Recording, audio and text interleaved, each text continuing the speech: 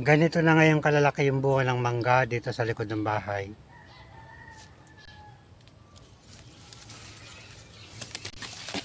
Meron ng kulay dilaw. Magugulang na rin.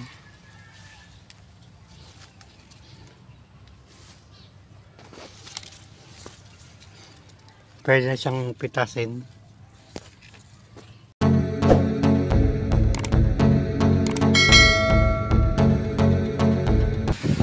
Welcome to my vlog. Tambay lang muna dito sa likod bahay. Update ko lang ang tanim na palay. Bibisitahin ko na rin ang mga tanim na gulay. Ito na ngayon ang itsura ng palay dito sa likod bahay. Ilang araw na lang aani na.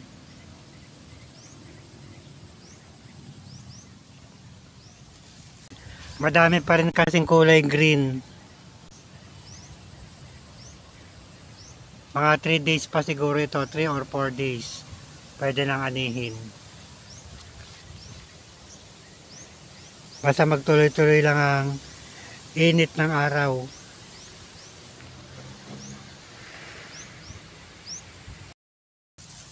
Ito naman ang mga palay na dumapa na tinalian ni Don Paquito at saka ni Mang Jumong. Konti lang naman ang mga palay na nagsidapa dito sa likod bahay.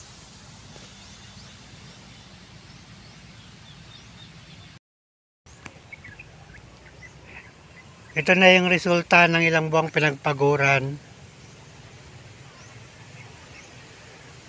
Malapit ang anihin.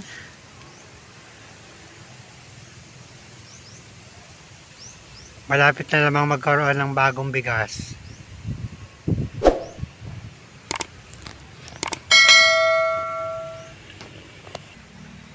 Makapal ang bulaklak ng malunggay. May mga bunga maliliit pa. Yung iba magulang na. Mababa lang ang puno.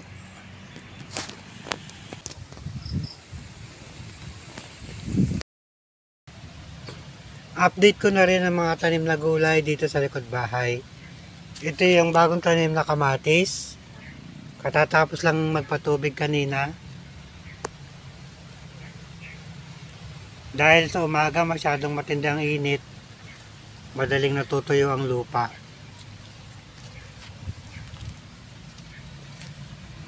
Maganda naman ang mga tanim na kamatis. Malulusog naman.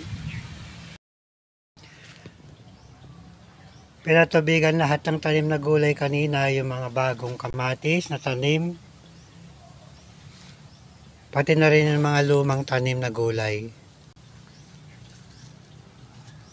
Napapakinabangan pa rin naman kaya inaalagaan pa rin namin. Ng talong may makukuha pang mga bunga. Buti lang pang ulam-ulam.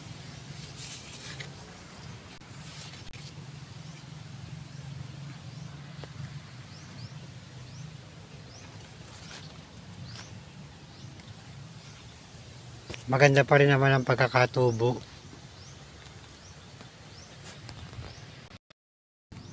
Gumaganda na uli ang bunga ng sili, humahaba na.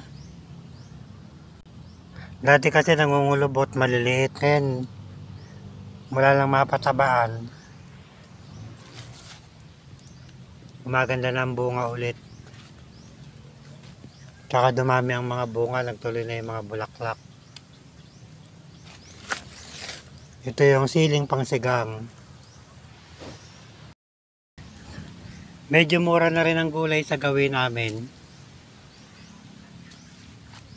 Pero malaking bagay na rin to, hindi na kami bumibili ng mga gulay. Ang siling labuyo, marami na kaming napitas. Marami na namang mga maliliit na bunga.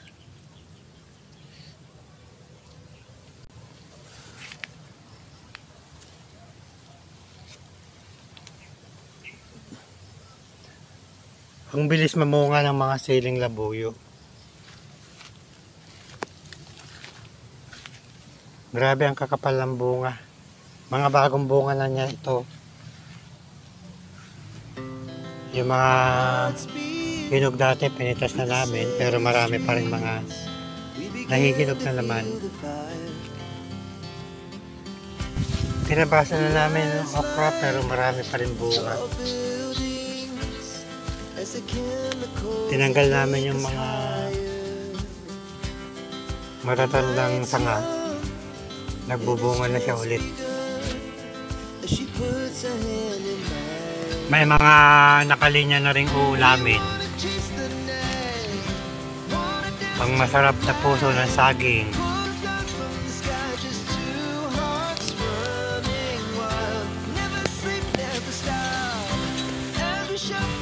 Wow, ang sarap ng hangin.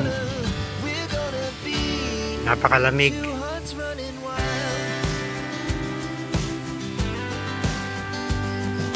Kaya ng tanghali, sobrang init. Ngayon naman, humahangin na. Kaya pag ganitong oras, masarap talaga magtambay dito sa likod ng bahay. Dito sa mga puno ng sagingan, kasamang mga gulay.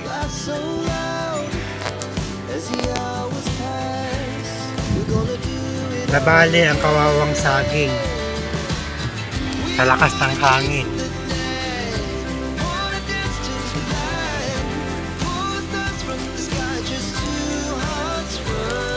Ang kapal ng bunga ng bayabas.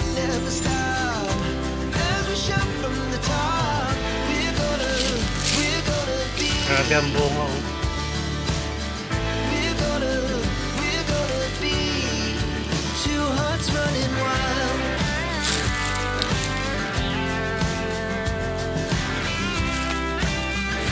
Lahat ng sanga makapal ang bunga. Merong hinog. Wala lang hugasan. Papahid na lang.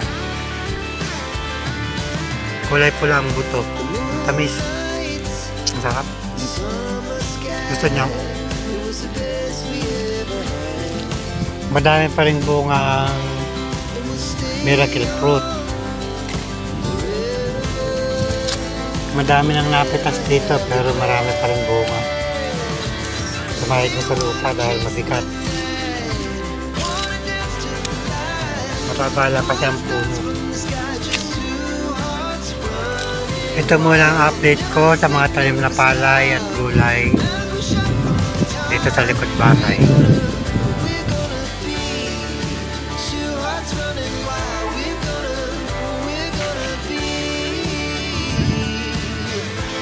Still here.